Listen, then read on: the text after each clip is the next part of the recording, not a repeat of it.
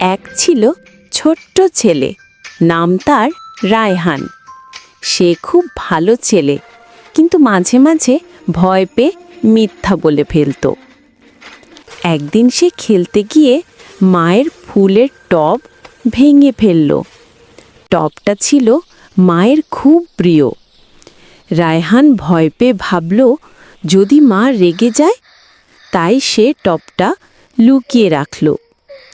মা এসে জিজ্ঞেস করলেন, রায়হান, আমার ফুলের টব কে ভেঙেছে? রায়হানের মনটা কাঁপতে লাগলো।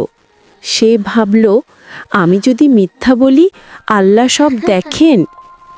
তখন সে সাহস করে বলল, আমি ভেঙেছি মা, ভুল করে। মা একটু চুপ করে রইলেন, তারপর হেসে বললেন, তুমি টব ভেঙেছ কিন্তু সত্য বলেছ, তাই আমি রাগ করব না। আল্লাহও সত্যবাদীদের ভালোবাসেন। সেদিন থেকে রায়হান প্রতিজ্ঞা করল, যাই হোক আমি সব সময় সত্য বলবো।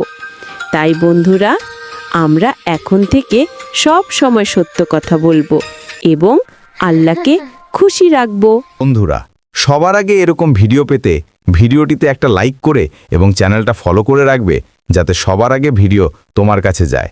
ভালো থেকো। আল্লাহ হাফেজ।